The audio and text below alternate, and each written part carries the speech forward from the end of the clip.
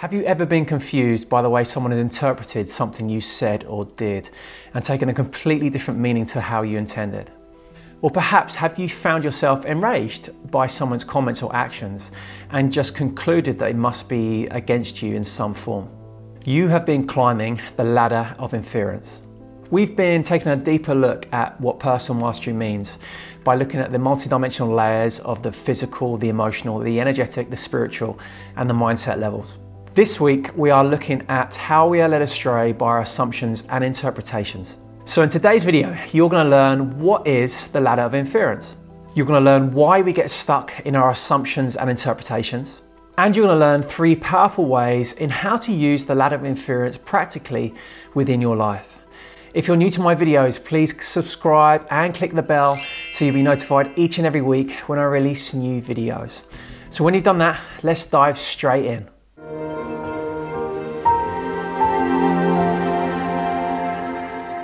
I'm Richard Hussaini, coach, speaker, and here to support you along your path to personal mastery.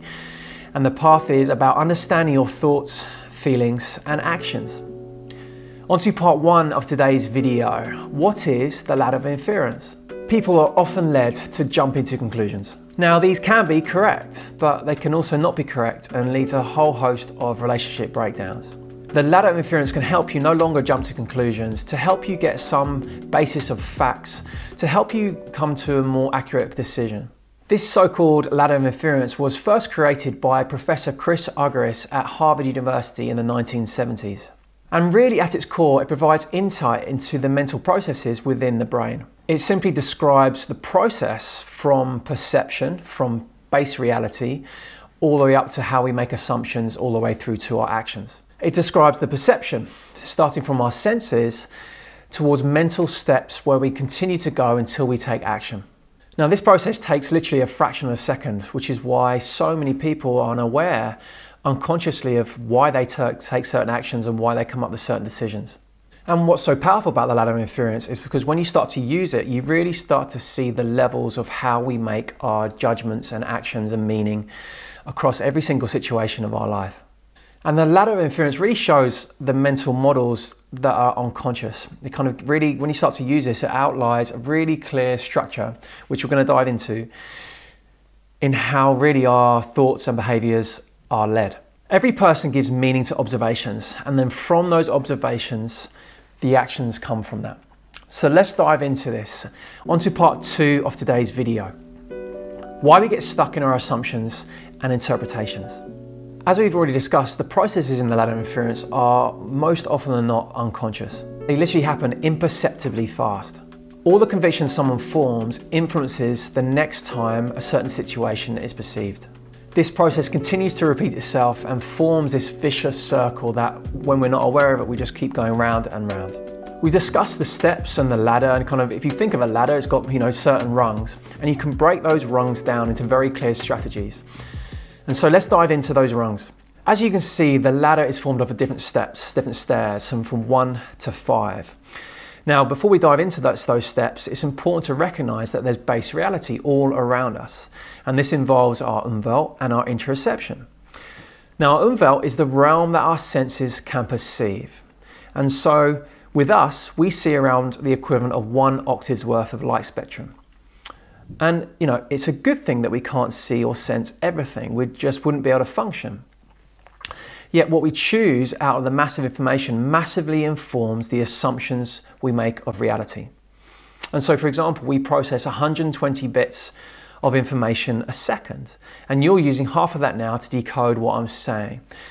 Yet our retina processes up to 11 million bits a second. The second thing to be fully aware of is our interoception, and I've done a video on that in previous weeks. You can find that link below. But simply, our interoception is our internal awareness, our interior perception. So if we try and put this into a real life example, you have a situation where you have a friend or colleague who shows up 20 minutes late. They look frazzled and frustrated, and they also stop to thank the taxi driver for driving them to their destination to meet you. As well as that, you have your inner interoceptive state. And so simply this influences your thoughts and actions. How you feel your core metabolic being influences the way your brain perceives that. And as we covered in that video, the interoceptive video, your brain is interpreting those internal perceptions and then making emotions from them. So without being aware of all of that, we're getting guided. How we select our data in step 1, which we're going to cover in a second, is completely influenced by things that we are not tuning into. So we've covered base reality. Now it's time to step onto the ladder, step 1. And that's about selecting data. And here's the thing though, it's not often that we use all available reality and facts to make decisions. We have the tendency to zero in on specific pieces of information, or perhaps even cherry pick certain pieces that better suit our preferences or agenda. Now, if we're looking at an example that we just used, selecting data could be that your friend, colleague shows up 20 minutes late. So from step 1, we then go to step 2, the assumptions and meaning. We assign meaning to that information based on our own past experiences, biases, and beliefs. So looking at that example, continuing the example on, you struggled with a previous person in your life who had no respect for schedules or timelines and was really difficult to work with or be around. When we assign meaning to that data, that equips us to make assumptions, to ignore all of other realities and facts and jump to conclusion about what's happening. Again, using that example, continuing it, your current friend or colleague was late because they also don't take schedules seriously. Hopefully you can start to see how this is building. So from step 2, now we go to step 3, drawing conclusions. Now moving on to step 3, drawing conclusions. From there, we transform our own assumptions into firm conclusions, again, without considering all the facts and realities we could have been presented with at the very beginning. Now, linking back to the same example, continuing it on, your friend or colleague needs to know they've annoyed you and needs to take your time seriously. Otherwise, this will snowball into an even larger problem for you, as most likely they'll continue to disrespect you. So this is the conclusion that you've come up with. Moving from conclusions, we go to step 4, forming beliefs. Here's where things can really become problematic. Based on those conclusions we drew, we adopt beliefs about the situation. We then use those beliefs and experiences to shape future judgments about similar scenarios. Coming back to the example, continuing it, anyone who shows up late has no regard for schedules and relationships and needs to be dealt with accordingly or cut loose as a friend. This is the belief that you have formed, the example has formed from previous history. Finally, step 5, now it's about taking action. So up until this point, everything has been internal. The data, the meaning, the assumptions, the conclusions, now we're at the actions. With all that in mind, we take action, but again, we're operating based on our own assumptions rather than fact.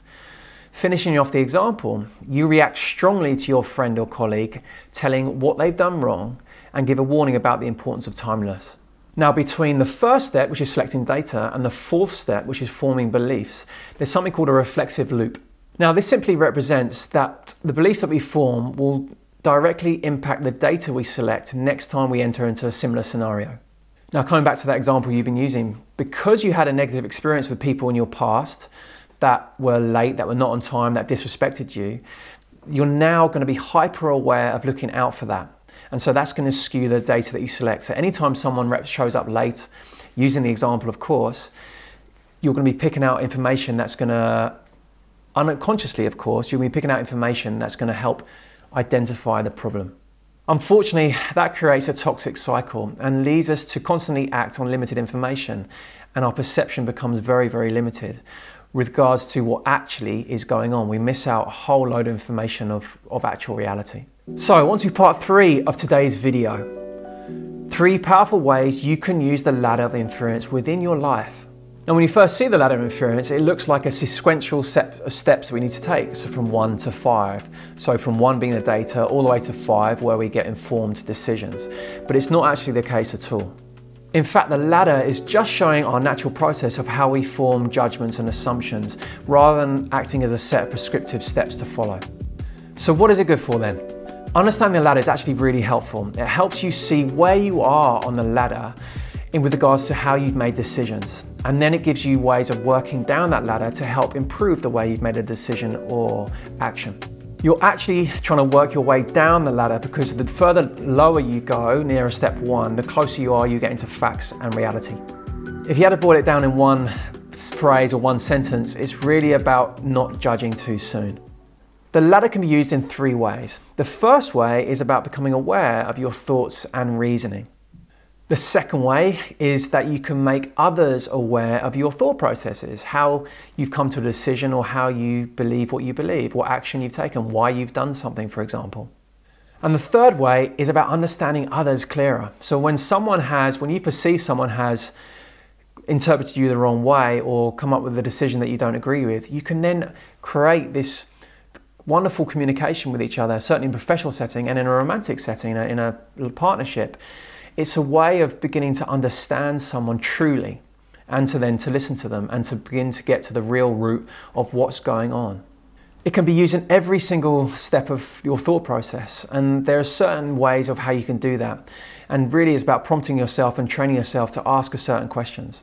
And some of those questions could involve these ones. Am I drawing the right conclusion? Next one would be, why did I assume this? Why did I think that? The third one is my conclusion based on facts? The fourth one you could ask is, why do I think this is the right thing to do? Why is that? What's at the core of it? And you could ask, can I do this in a different way? And these are just examples. There are many, many other questions you can ask, but kind of a starting point for you to begin to use this and to begin to understand not only your thoughts and assumptions, but other people's around you. How many times have you jumped to a conclusion about someone else, some situation, or even about yourself? And so the idea of this is to help you stop jumping to conclusions, to help inform you with more facts, to come up with a more compassionate decision or compassionate view of not only yourself, but other people. So how do you make the most of it? This is such a powerful tool to use with, as I said, in professional life, but also your personal life. When we start to look and think about our inner world and our consciousness and the way our reflective practices, it's very easy, and I value the esoteric world highly. I find spiritual texts so useful. But they can also start to kind of draw people away. If you begin to bring up this spiritual component to things, sometimes it's not the best way to go about it because there's certain beliefs and dogma and all that kind of stuff around that. What we found in our life that this is a really, really powerful, profound and academically validated way of assessing our thoughts, feelings and actions. What's really important is you've got to give yourself time. I think in the Western society we're drawn into making decisions quickly. There's no space, there's no time to reflect. Everyone wants us to do something now, make a decision now. There's all this pressure. Rather than taking the time to reflect on how you're feeling at your core metabolic being, to working yourself up the ladder and thinking, well, why do I believe that? Where have I got that assumption from? Why did I take that action? At the start, this is going to be useful looking back in hindsight. And in hindsight is highly, highly valuable.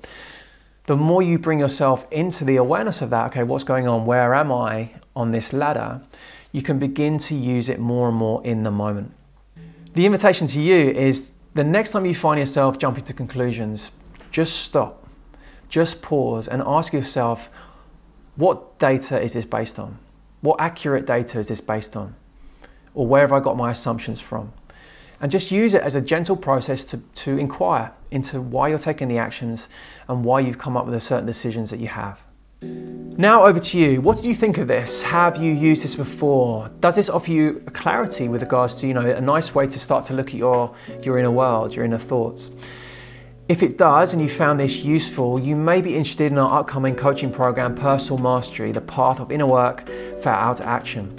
Now, we only open this twice a year and we've just opened the window for the first time this year. It begins on Monday, the 14th of June, 2021, and you can register and apply using the link below. It's an 8-week coaching program where we have live group coaching each week. There are video tutorials to assist your learning, 8 modules covering flow state, looking at simplifying your mindset, looking at all different tips like this and tools and techniques to use, and ultimately how to apply them into your life.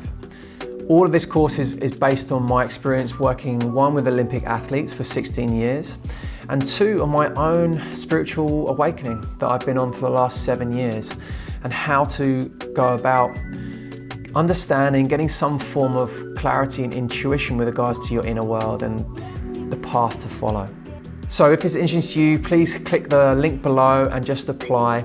We have a 30-minute call just to make sure that it's the right program, it's the right fit for you. We want you to be at the right place at the right time for your own journey. And if this isn't the right journey, we want to make that clear for you and both of us so you don't, waste your time and resources. But we can guarantee you that it's a wonderful program. We're really, really proud of it, and we're excited to begin it on Monday, the 14th of June. So thank you for watching, and look forward to seeing you on a new episode.